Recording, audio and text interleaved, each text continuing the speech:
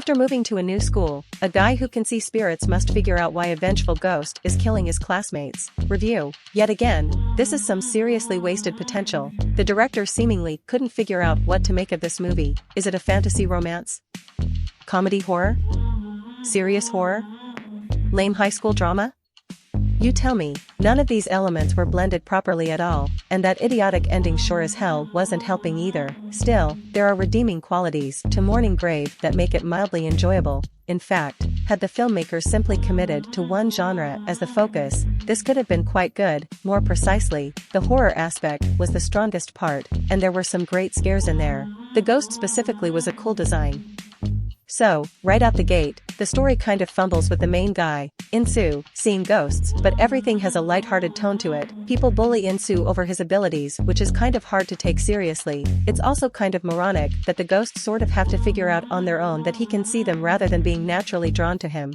This is a plot point later contradicted in the film. Anyway, Insu returns to his hometown that he once abandoned due to discovering his abilities and solving a murder during his childhood. There are way too many plot tangents for the story to handle, which reeks of sloppy editing or script changes late in the game. Tough to say. We also learn that these medium-esque abilities are a part of Insu's family as we meet his goofball uncle. At this point, the film has presented a comedic tone that suddenly shifts into a drama once Insu befriends a ghost girl who, sorta, becomes his love interest. This girl, Saehi, is really cute and nice, so it's not hard to fall for her, especially when the only thing that makes her appear dead is being slightly paler than a regular Korean girl, which is even debatable unto itself. I want to say the film could have easily, and safely, transitioned into a fantasy romance and it would have made more sense, but that's not the route they go.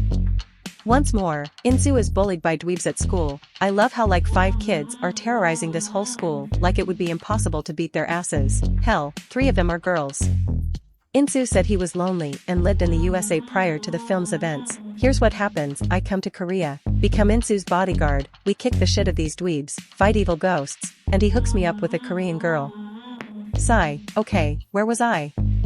Oh, right, so these bullies led to the death of a student that has become a vengeful spirit that is picking them off. The identity of the ghost is kept hidden in the most absurd of ways, which leads the audience to the painfully obvious conclusion that Saehi is the ghost. These shenanigans are explained away by saying there are 2 sides to Saehi's spirit, which is just dumb. We come to learn that Saehi was relentlessly bullied until she committed suicide, then her ghost possessed her grieving father who wanted revenge anyhow. Insu tries to free the ghost of her pain, which leads to yet another ridiculous twist that, when they were kids, Saehi and Insu knew each other and she was his crush or something. Good lord, stop, please, whatever. Insu frees her spirit and she goes off to Kayako land or wherever. Despite this melodrama, the movie still tries to give us a zinger scare. What? How does that even come close to fitting the tone?